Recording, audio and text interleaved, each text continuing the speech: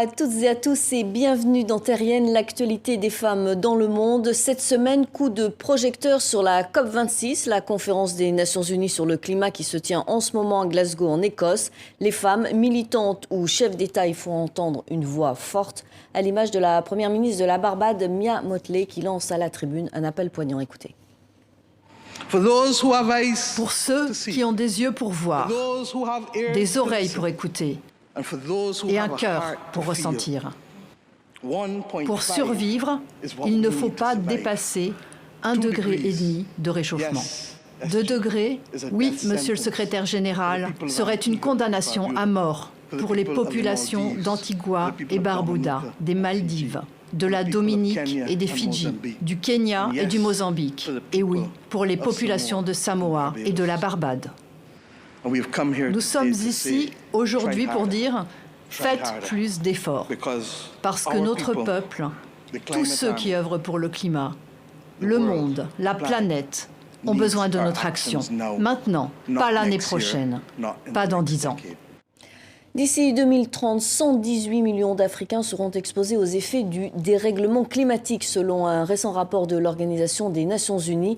Illustration au Sénégal, où les femmes sont les plus exposées. Le 24 octobre, à l'appel des activistes, elles étaient une centaine réunies à Dakar pour réclamer une justice climatique. On écoute Kadi Camara, présidente de l'association Vacances Vertes. Vous allez en Casamance, elles sont confrontées à la salinisation des sols.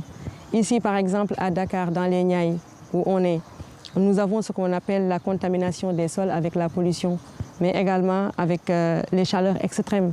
Parce que Dakar ne connaît pas de chaleur extrême d'habitude. Pollution, érosion côtière, inondations, les effets du changement climatique sont multiples au Sénégal. Nous réclamons la justice climatique. Et cette COP26 à Glasgow met en lumière de nombreux sujets, parmi lesquels la notion d'écoféminisme. Mais au fait, qu'est-ce que l'écoféminisme? Quel est son combat et comment peut-il transformer le monde? C'est le thème du roman graphique de la philosophe Jeanne Burghardt-Goutal, qui a publié avec Aurore Chapon Resisters chez Tana. On écoute ses explications. Toutes les luttes écoféministes, qu'elles aient eu lieu autour de la question du nucléaire, de la désertification, de la déforestation, de la surpêche, de la révolution verte, de la surpopulation, voilà, de divers enjeux. À chaque fois, le point commun, c'est d'essayer de vraiment articuler au plus serré l'exigence environnementale avec les exigences de justice sociale, notamment entre hommes et femmes.